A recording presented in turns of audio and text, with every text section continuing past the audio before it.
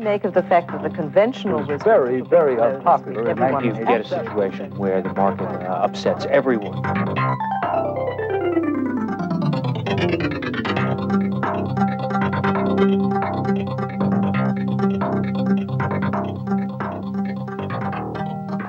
Hello, I'm Liebe Geff, delighted to have you join us for what promises to be a highly informative and perspicacious session on Shop Talk.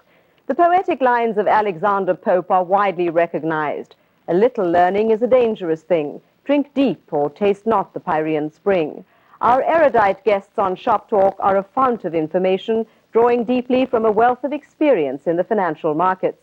FNN's own maven Ed Hart is with me in the Los Angeles studio, and we are joined in New York by Albert Sindlinger of Sindlinger & Company, 36-year veterans of consumer research for microeconomic forecasting.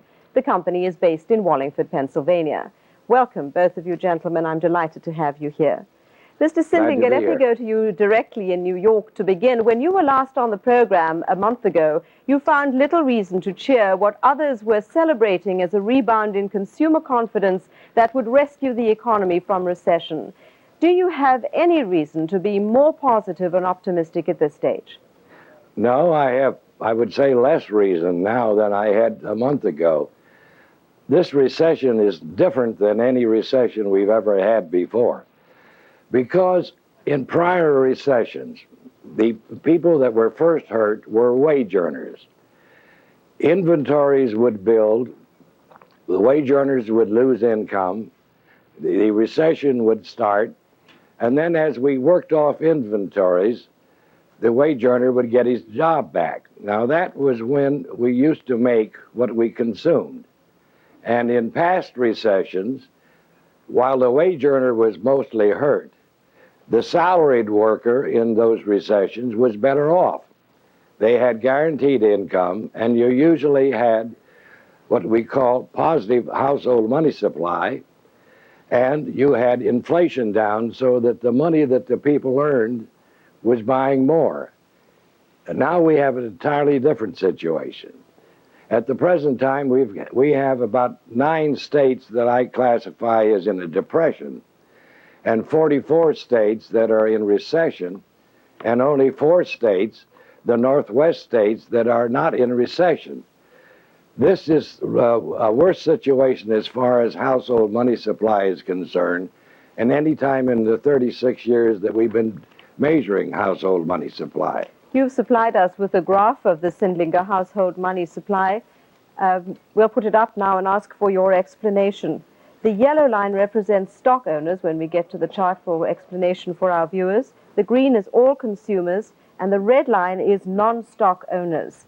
Now, if you see that chart, you'll see that our household money supply started to decline in October of '89. It's been declining all through '90.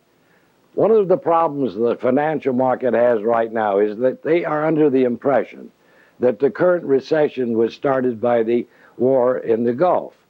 The war in the Gulf made it worse. So the assumption is now that the war is over, the recession is over. Because this recession started a year and a half ago, if the government statistics on gross national product were correct, we are now talking in April, are in the 16th month of the current recession. The next chart I would like to show you is a chart that shows our current income. Current income has been declining ever since, as I said, October of 1989. With this current income, we have also a forecast confidence. The forecast confidence index rose about the time the war started because we have stock owners assuming that with the recession to be over soon, the economy is going to turn around. One of the complaints that the stock owner has about his current income is he's complaining that his current income is down because his dividends are down. But also we have about 79% of the population of the United States that are complaining that their current income is down now because their interest income is down. A year and a half ago, interest income was running about 20% year over year. Interest income now is about only 2% above last year.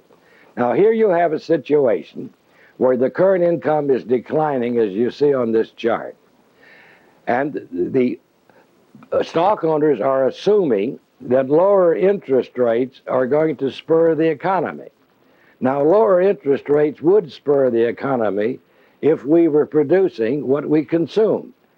But the inventories are not building up in this country. The inventories are building up overseas.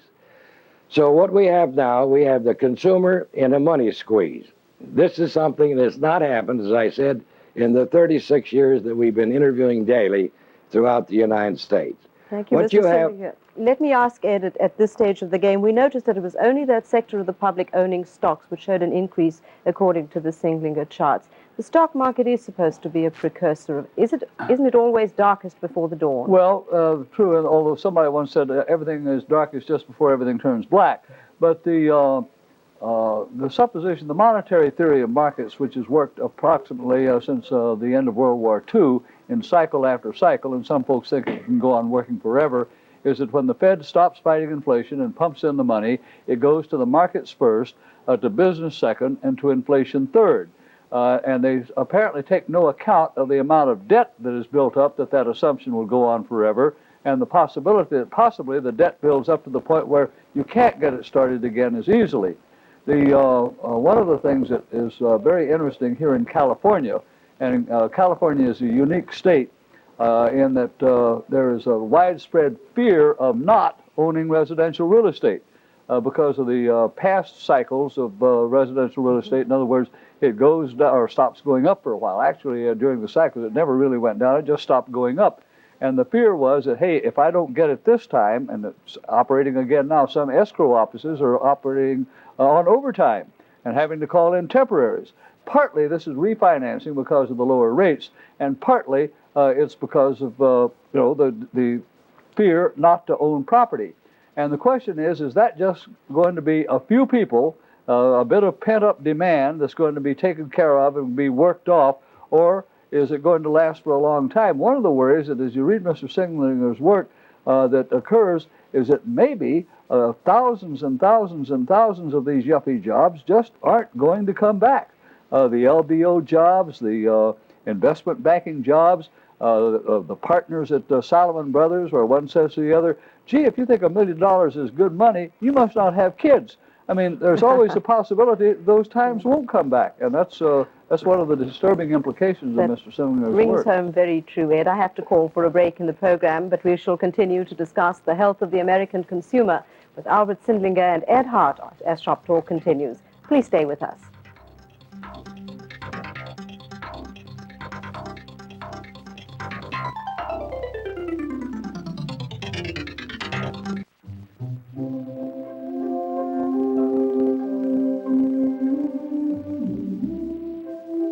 The airline that spans 10 countries across Asia and the Pacific now brings you United's renowned international service nonstop to London's Heathrow Airport from 6 U.S. cities. Come fly the airline that's uniting the world. Come fly the friendly skies. Calumet Farm in Kentucky has produced more legendary racehorses than any other stable. Whirlaway, Citation, Alidar. When excellence becomes a tradition, there's no end to the greatness. And it doesn't happen only in horse racing. Ford has set the pace in the auto industry from the outset. And with billions of dollars invested in models like our new Crown Victoria and Grand Marquis, we're going to stay out in front. Ford Motor Company.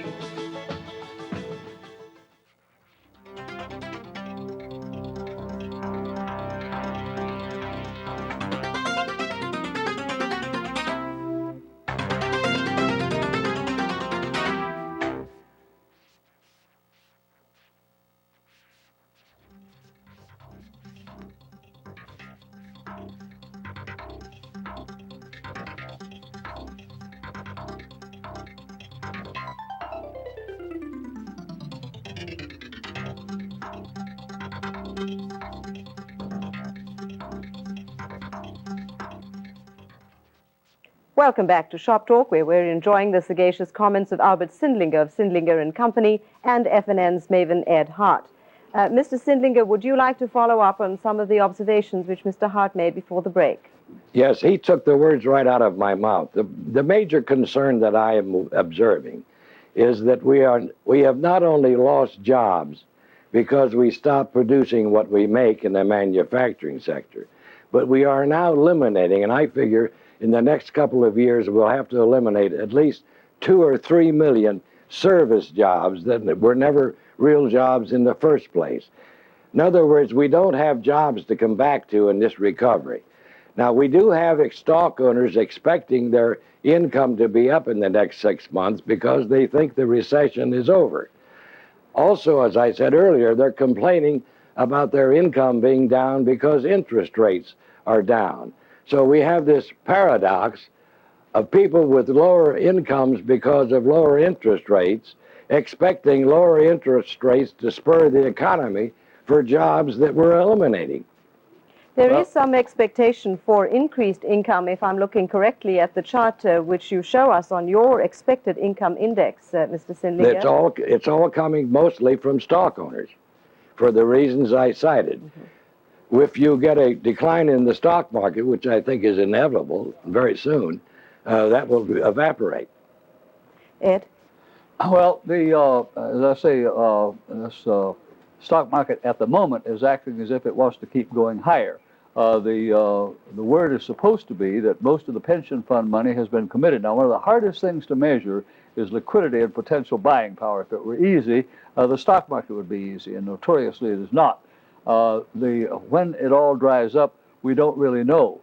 But the expectation is that the same driving force that drives the stock market higher will eventually drive business higher and will drive eventually fall over into inflation or spill over into inflation. One of the things where people do expect to benefit from lower interest rates is the variable rate mortgages. They expect to have more discretionary income because their mortgage rates will go down. The problem is they're not going down very fast, and at the moment the bond market seems to be stuck around the 8.2% level because of the tremendous amount of borrowing that the government's going to have to do, because the government's balance sheet is in no better condition than, well, it's in worse condition than consumer balance sheets. Consumers would be in jail if they had that kind of balance sheet. Mr. Sindlinger, let's look at some of the things which might change the picture. Man by nature is a survivor and a creative animal. There is more mobility within the United States, maybe some more opportunities to redevelop a manufacturing market. Especially the younger generation is far more optimistic about the future. Well, I think we all have to be optimistic. If I wasn't optimistic, I wouldn't be in this business, because America is built on optimism. But we also have to be realistic. And one of the problems that's facing us that the people in Washington do not understand is that what's depressing income is the inflation of taxes at the local level, at the state level, and now at the federal level. This is new. We don't usually have tax increases in recessions. We usually have a tax cut in a recession. That's how we got out of the last recession in '82. Yes, that's one of the things that we've pointed out in the past, is that very often the prudence of a predecessor allows some hero to come along and take the bow for cutting taxes. That the 8 years of Eisenhower parsimony permitted Kennedy to cut taxes, and that the Volcker credit squeeze permitted enough of the inflation to be wrung out of the economy that Reagan was able to come in and cut taxes. That's correct. Both of you gentlemen have some very, very lucid insights on politics and money, and I'd like to share those with you when we come back after the break. We'll also be taking your calls and questions for Ed Hart and Albert Sindlinger. Please call us at the telephone numbers displayed on the screen.